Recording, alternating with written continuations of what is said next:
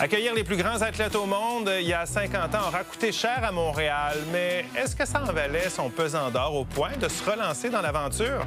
Avec l'analyste sport et affaires Ray Lalonde, Victor Enriquez, Elisabeth Crête et Déborah Cherenfant, c'est parti pour 30 minutes de débat.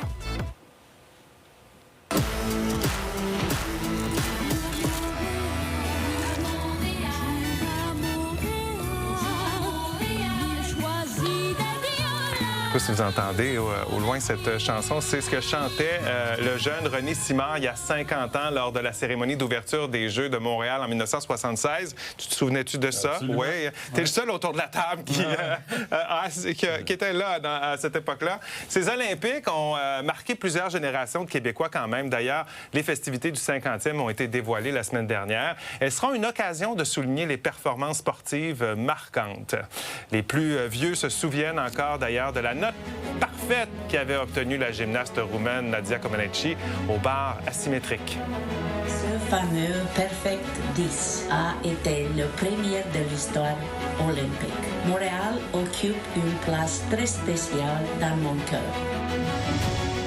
Ceux et celles nés au cours des décennies suivantes se souviennent plutôt de la facture salée associée à la tenue de l'événement. Les Jeux de Montréal ont coûté plus de 1,6 milliard de dollars aux contribuables, une somme qui a pris 30 ans à rembourser. Plusieurs personnes qui l'ont vu, qui l'ont vécu, ils peuvent nous en parler, nous en témoigner aujourd'hui. Mais pour d'autres comme moi qui n'étaient pas encore là, ça nous permet de comprendre aussi comment on est arrivé où on est aujourd'hui. Il faut savoir connaître d'où on vient pour voir où on s'en va. Fièvre olympique risque de se faire sentir à nouveau dans la métropole parce que dans 2 ans, en fait, ça pourrait arriver dans 2 ans parce que la semaine dernière, le Comité international olympique a annoncé que Montréal va accueillir des épreuves de qualification en vue des Jeux de Los Angeles. Du 1er au 4 juin 2028, il sera donc possible d'assister aux compétitions de basketball 3 contre 3, volleyball de plage, BMX freestyle, escalade, flag football et skateboard. This is really a festival feel, sport, music, culture, all brought together, and we're very excited because those 4 cities do those things extremely well. That will be an exciting lead into the road for LA 2028. Ça fait quand même longtemps qu'on n'avait pas entendu Montréal, les Jeux olympiques, dans la même phrase en quelques jours. Notre question ce soir porte justement sur est-ce que vous êtes pour ou contre que Montréal pose un jour sa candidature pour l'obtention de nouveaux Jeux olympiques. Premier tour de table. Ray, qu'est-ce que tu en penses? Bien, les grands événements sportifs, c'est des locomotives pour le développement urbain, économique, social.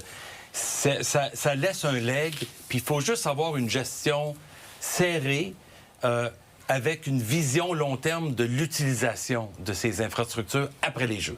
Alors toi, tu dis pour. Victor? Je suis tellement pour. Il y a tellement de raisons et de bonnes raisons. D'abord, je suis jaloux de Ray qui les a vécus, ces Jeux de 76. Mais je pense aussi qu'avec l'Axe de Toronto, par exemple, aujourd'hui, la capacité d'organiser à plusieurs villes, on est capable non seulement de faire des beaux jeux, mais peut-être aussi de rentabiliser la dépense des derniers jeux. Et ce serait une bonne façon aussi de l'amortir sur plus longtemps. Elisabeth? Bien, ce serait surprenant de voir qu'on réussisse là où plusieurs villes ont échoué, c'est-à-dire rentabiliser des Jeux olympiques. Il y a un paquet de villes qui donnent même plus leur candidature tellement ça vaut pas la peine. On est loin d'avoir les moyens de pouvoir s'offrir des Jeux olympiques.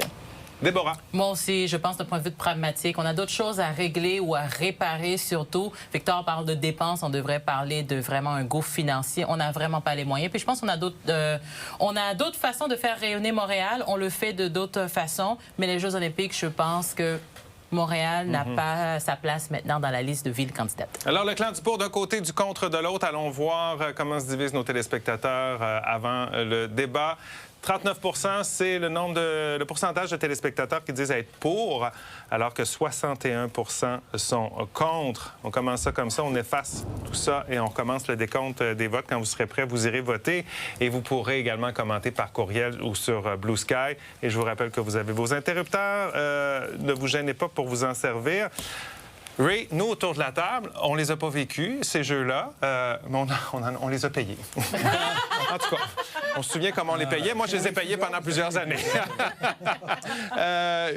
Brièvement, c'était comment à l'époque? Bien, c'est la première ville canadienne olympique de l'histoire. Toronto a toujours pas eu de Jeux olympiques. Vancouver, Calgary, ça a été un succès dans ces 2 villes-là aussi. La performance athlétique à Montréal, c'est extraordinaire. C'est la performance financière, la gestion de l'événement là, qui a fait défaut. pendant 30 ans. Mais on n'est plus à la même place, là. Comme Victor l'a dit, tu peux avoir 2-3 villes. Tu peux même avoir 2-3 pays qui pourraient se joindre. Tu veux absorber le coût. Le CIO est plus responsable aujourd'hui d'absorber un peu puis de partager ces dépenses-là pour faire en sorte qu'il y ait plus de villes intéressées. Parce que, de façon commune, là, ça fait peur aux gens, les Jeux olympiques. Puis les villes, surtout.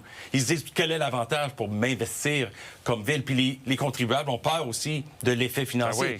Mais c'est un temps moderne. On a vu Mme Coventry tout à l'heure. C'est la nouvelle leader, la nouvelle chef du CIO. Elle a une vision différente de ce que Thomas Bach avait. Parce qu'il ne faut pas oublier, puis c'est ce qui, je pense, traumatise bien des Québécois, c'est la dette qui est venue avec, puis 30 ans à devoir payer le stade, qui n'était même pas complété à l'époque. C'est fou. Ça donne pas vraiment le goût de se relancer dans cette aventure, mesdames. Non, puis pas besoin de reculer très loin. Allez juste voir les Jeux de Paris, par exemple, qu'on a vécu il n'y a pas si longtemps que ça. Ça a coûté 3 fois plus cher que ce qui était initialement prévu, plus de 6 milliards de dollars. Et on a évalué les recettes fiscales à 300 millions de dollars. Ça en fait de l'argent là, qui n'ont pas rapporté vraiment. Alors, c'est certain qu'on se dit, pourquoi nous, Montréal, on serait capable de rentabiliser des Jeux alors qu'il y a un paquet de villes qui n'ont jamais été capables de le faire? Je pense pas qu'on est capable de le faire, Parce qu'on a des infrastructures qui sont existantes et qu'on est en train de rénover actuellement. Juste préciser qu'en ce moment, on investit 1 milliard de dollars sur le stade olympique. On va investir, d'ailleurs, il y a quelques montants qui vont probablement être annoncés très prochainement parce qu'on s'attend à ce que le gouvernement du Québec finance maintenant la rénovation intérieure du stade qu'il puisse être utilisable. Et là, on se dit, est-ce qu'on ne pourrait pas justement bénéficier de la grandeur aussi de Toronto, qui en termes d'économie a une économie suffisamment forte, a eux aussi des infrastructures, parce qu'on est capable de réutiliser des infrastructures qui sont déjà existantes, que l'on a payées, que oui, on aura à optimiser, mais on va être capable justement de faire les choses autrement, parce que le CIO s'en va dans cette tendance-là. On va revenir là-dessus sur les candidatures mixtes là, entre deux villes, parce que c'est de plus en plus à la mode, mais tu as parlé du stade olympique. Est-ce que le stade répond aux normes actuelles, ou une fois qu'il sera rénové là, prochainement, là, est-ce qu'il va avoir atteint le haut niveau d'exigence du CIO? Il faut regarder le stade olympique de deux façons. D'abord, si une équipe professionnelle, comme au baseball, voulait venir jouer, ça serait impossible. Le baseball majeur rejetterait et refuserait de jouer là. Ça prend un stade neuf. Côté olympique, si tu rénoves avec l'anneau puis le toit, puis ça coûte 1 milliard, puis un autre milliard à l'intérieur, l'électronique, la restauration, les sièges, la configuration, c'est un autre milliard. Facile. Mais là, ton stade pourrait accueillir un événement de 3 semaines. Parce qu'on parle d'un événement de 3 semaines. Mais il ne faut pas regarder les Jeux olympiques comme étant 3 semaines. Il faut regarder ça comme un accélérateur pour ce qui est durable, pour la jeunesse, pour l'espoir et l'ambition, puis des infrastructures modernes qu'on a besoin dans une ville comme Montréal. C'est ça que ça va te permettre. C'est comme si les Jeux payaient pour cet investissement-là. Il faut le regarder. Vous en pensez quoi? Je comprends tout à fait, mais moi, je pense qu'on ne peut pas seulement bâtir sur le rêve d'avoir des Jeux olympiques par rapport à l'ambition que ça va créer sur des jeunes, mais regarder aussi la réalité. C'est pourquoi je disais d'un point de vue pragmatique. Puis les Jeux ne peuvent pas se tenir seulement en visant un stade. C'est vraiment tout un écosystème qu'il faut viser. Et je pense que Montréal... J'aime ma ville, la ville que j'habite depuis 21 ans, mais on n'a pas les standards au niveau de transport, de mobilité. C'est ça. Il faut se déplacer entre les installations et entre l'aéroport. Véritablement, on n'est pas rendu là. Et je pense que oui, il y a les infrastructures sportives dont on a hérité depuis 50 ans qu'il faut entretenir, mais ça nous en prendrait beaucoup plus, d'une part. Et aussi, je ne pense pas qu'on soit rendu là en termes de vision, d'ambition, mais aussi en termes de financement de ces infrastructures. C'est pas quelque part où on doit se rendre, c'est quelque part où on était. Et c'est une place qu'on a perdue sur l'échiquier mondial. Puis regardez dans les dernières années, puis je comprends le traumatisme. Combien ça va nous coûter des Jeux de Sochi, des Jeux de Rio. Il y a des Jeux qui ont coûté extrêmement cher, des infrastructures qui ont été laissées de côté. Maintenant, si on regarde du côté de Paris, la Banque de France a évalué que le PIB parisien avait augmenté de 0,9%, français avait augmenté de 0,9%. Et c'est une augmentation qu'ils considèrent être durable. L'aspect réputationnel aussi. Montréal doit retrouver sa place sur l'échiquier des grandes villes mondiales et le Canada doit aussi garder sa place au niveau des grands pays industriels. Là, on regarde des Jeux olympiques qui sont à Los Angeles, à Paris, des pays du G7 qui ont justement une force économique. On a une force économique au Canada, notamment dans l'axe Toronto-Montréal, qu'on veut rapprocher, par exemple, avec un TGV. Les Jeux olympiques nous permettraient de venir consolider ce rapprochement-là sur l'axe Québec-Toronto, par exemple. Il y a eu plusieurs échecs avec l'organisation des Jeux puis les finances, mais plusieurs succès. Barcelone a été transformé par les Jeux de 92. Londres, Paris, Tokyo aussi. Ça s'est bien passé. Il faut gérer avec une vision long terme. Puis l'autre chose qui est importante, c'est toutes ces installations-là qu'on utilise depuis 50 ans, elles ont servi Fait qu'on les a utilisés pendant 50 ans. Et on on s'en sert encore. Et on s'en sert encore. Oui. Oui, mais il y a aussi des éléphants blancs. Au Puis il y a Brésil, plusieurs villes qui se effectivement. sont ramassées avec des éléphants blancs mais aussi pendant c'est longtemps. pas le cas d'une société développée comme au Canada, où on a des jeunes athlètes, puis t'entends Mark Carney annoncé récemment 755 millions pour le financement d'athlètes en développement olympien et autres. C'est un investissement vers le sport. Le sport, ça a une façon de propulser une économie puis une société vers l'avenir de façon moderne. Mais avant de vouloir remettre la ville de Montréal sur la map et de retrouver la fierté, puis je suis d'accord avec toi, ultimement, c'est un objectif qui est très louable. Mais Montréal souffre d'une crise du logement, d'une crise de l'itinérance, d'une crise des infrastructures. On vous rappelle le dégât d'aqueduc qui a révélé... C'est ça qui nous fait en sorte qu'on est ici aujourd'hui et qui fait en sorte qu'on s'est aperçu que les infrastructures à Montréal étaient complètement désuètes. Moi, j'habite pas sur l'île de Montréal, mais je me mets dans la peau d'une Montréalaise qui dit « Wow, ma ville et le gouvernement du Québec va mettre des milliards de dollars sur un événement sportif alors qu'il y a des itinérants partout dans la ville qui n'ont pas de logement. J'ai de la misère à payer mon loyer, puis l'aqueduc ne marche pas. » C'est ça l'affaire, c'est que ce qu'on se rend pas compte, c'est que nos gouvernements investissent, on demande au gouvernement et on veut que les gouvernements investissent des millions et des milliards de dollars dans nos villes. Mais si on veut qu'ils investissent massivement, les villes olympiques ont tous pu bénéficier d'investissements massifs de leurs différents gouvernements. Regardez comment la Coupe du Monde, malgré les défauts énormes de la FIFA, à quel prix, mais le gouvernement canadien va investir des millions et des centaines de millions de dollars à Vancouver et à Toronto. Montréal a craché là-dessus pour des raisons qui peuvent se justifier dans certains cas, mais si on veut investir, il faut aussi rendre la ville attrayante. Alors, je rappelle la question, est-ce que vous êtes pour ou contre que Montréal pose un jour sa candidature pour l'obtention de Jeux olympiques? Allez répondre à la question pendant la pause et on poursuit ça, nous, au retour. On parlait de dépassement de coûts, là, j'ai des pourcentages à vous donner au retour.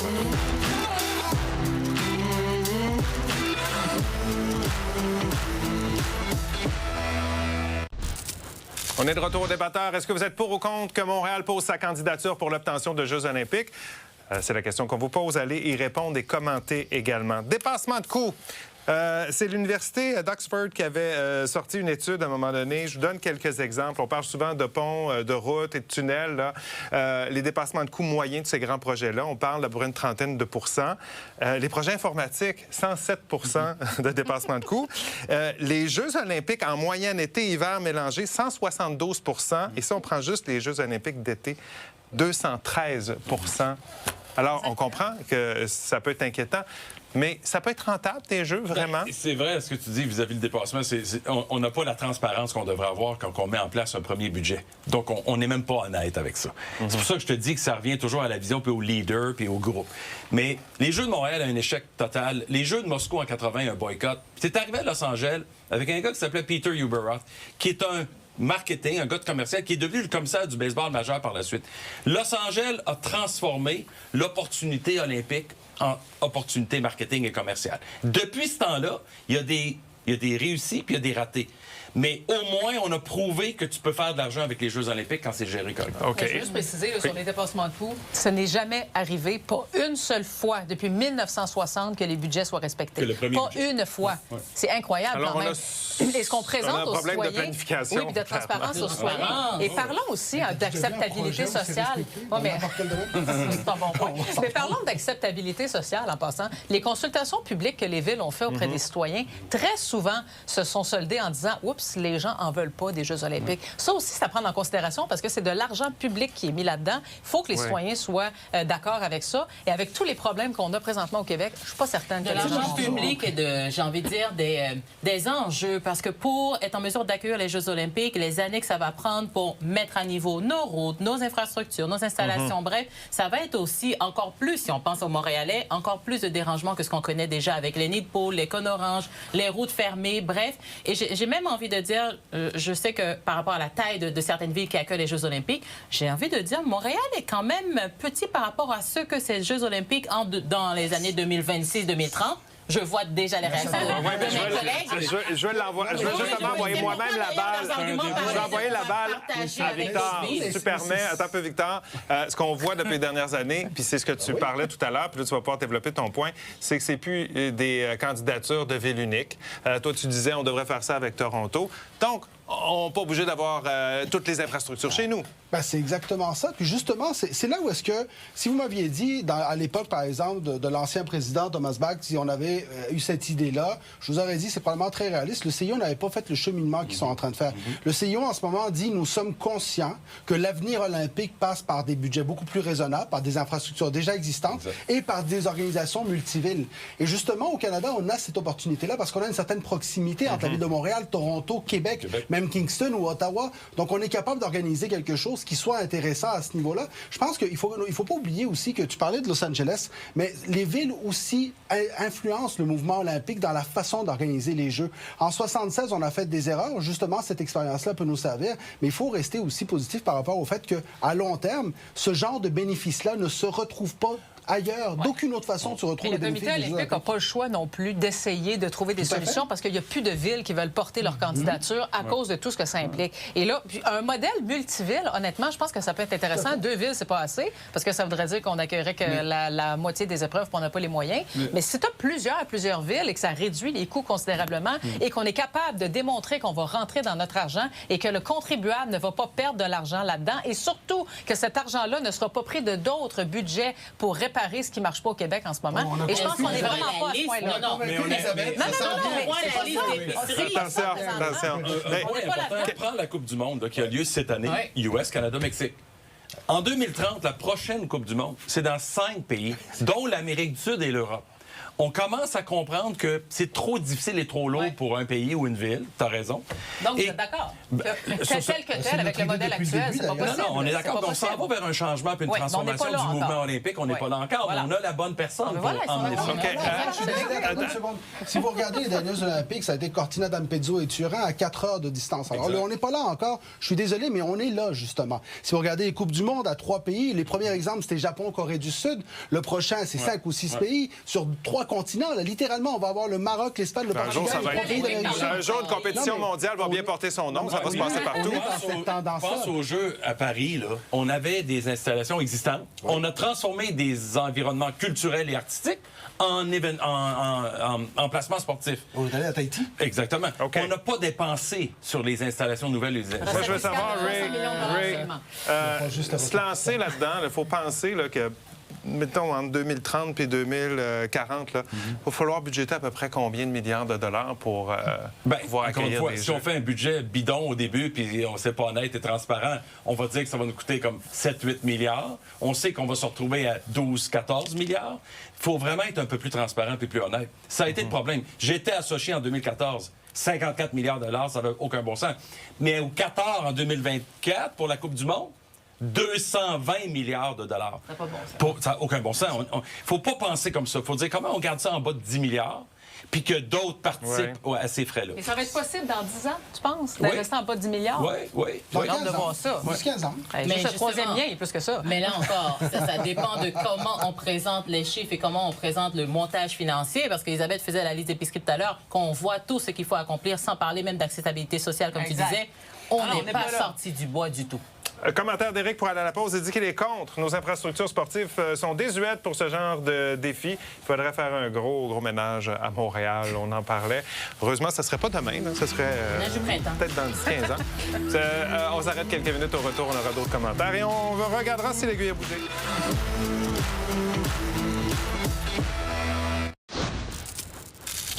On est de retour aux débatteurs. Alors, commentaire sur notre question, est-ce que Montréal devrait poser sa candidature pour des Jeux olympiques? André nous dit contre. Les crises du logement et de l'itinérance devraient passer avant un prochain rêve olympique. Jocelyne nous dit pour, seulement si les Jeux ne nécessitent pas la construction de nouvelles installations et des dépenses majeures. Peut-être pas nouvelles installations, mais dépenses majeures. Je pense que ça va directement avec le mot olympique. Charles nous dit contre, les Jeux olympiques peuvent faire rayonner une ville, mais une société se construit d'abord sur la qualité de ses écoles et de ses hôpitaux. Il y avait, il ne faut pas que je me trompe, Alexandre Pratt, en février, dans un texte de la presse, qui parlait de ses sources, qui parlait d'un projet pour des Jeux d'été Montréal, Toronto, et également Jeux d'hiver Québec, Lake Placid. Ce serait sur la table à dessin. Est-ce que tu crois à un des deux projets plus que l'autre? Bien, pense que Québec-Lake-Placide, ça pourrait être intéressant. Montréal est là aussi, puis on a des hivers solides ici. Puis le CIO cherche des endroits, là. C'est comme urgent, là.